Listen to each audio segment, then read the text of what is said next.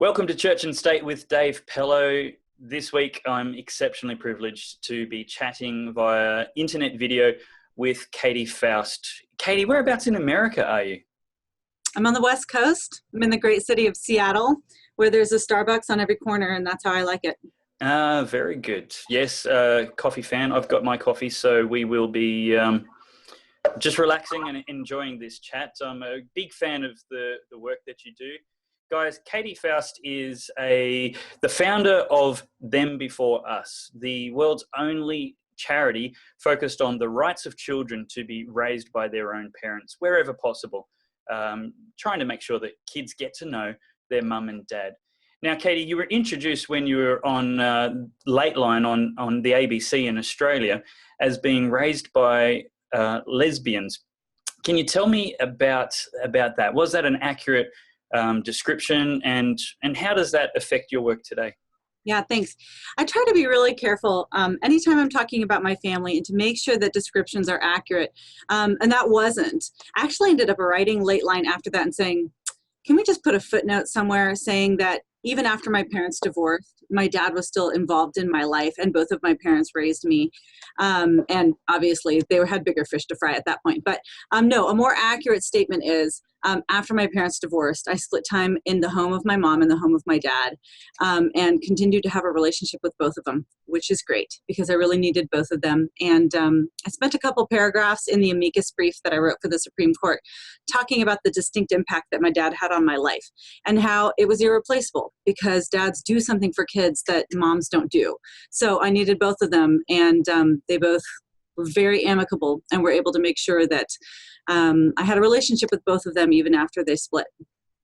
Very good. How old were you when your parents divorced? 10.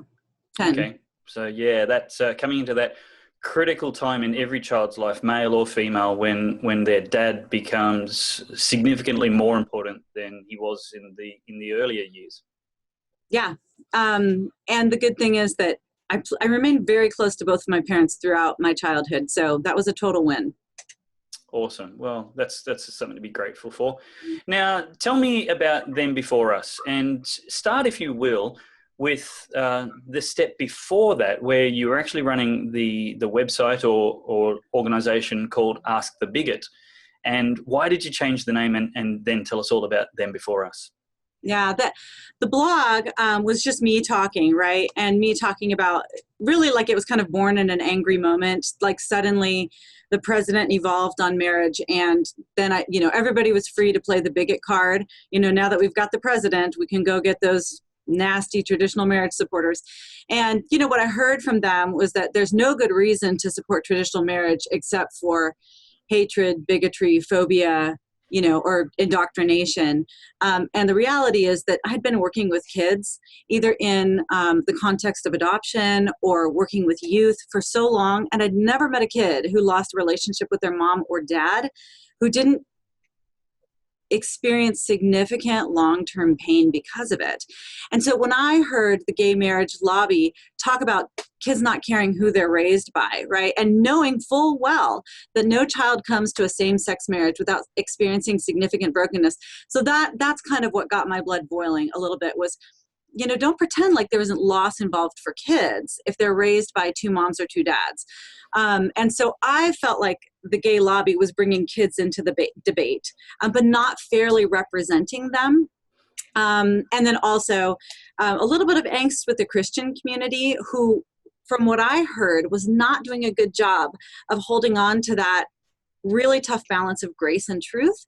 And so when I was blogging, it was a little bit more kind of my opinions on whatever was coming up as it related to sex and marriage and homosexuality. And but from that, what I saw in the discussion on family structure is that the child side of the story simply is either not present, or it doesn't take it's not the central focus like it should be. Yes. And unless you're a kid that totally supports the adult desire narrative, you either get totally shut out of the debate or you get completely belittled and demonized for it. And so I saw, we have the studies and we have the truth. We've got the history, like nearly every culture throughout history, and all the 5 major religions tend to agree that marriage is between a man and a woman, right? So we've got all of these major pieces. What our side has really struggled to find is the stories of kids who have been impacted by things like donor conception or surrogacy, or because their parents came out, right? What we hear is the adults' side of the story.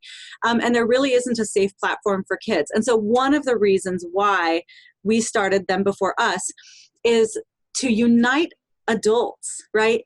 This is every adult defending the right of every child. And this is a safe place for kids to be honest about how their parents' divorce impacted them, or how being donor conceived has impacted them, or what it was like when their parent came out and how that affected their life. And many of these kids adult children choose to contribute anonymously because they are still terrified of the thought of losing a relationship with their parent. Yeah. So to me, when I looked at the whole discussion on not just gay marriage, but all the other issues that have to do with family structure and reproductive rights, it is the child side of the story that is always marginalized. And so that is the goal of Them Before Us, is to give a platform for kids to talk about how these issues really do impact them and give them a voice in all of these debates. So like I said, we've got the studies, we've got the truth, we've got the history. What we don't have is the face of the child. So that's what Them Before Us is all about. That is the way that we really humanize this argument so that people can see what's really at stake. Yeah, I really respect that. I think it's very important that children are given a voice in this debate. And clearly it's not a safe space for any child to dissent from the new orthodoxy of love is love. Thanks for watching. If you really enjoyed that video, please give it a thumbs up and subscribe to my channel. Have a look at this great video next, and check out the website for even more interesting articles and episodes later.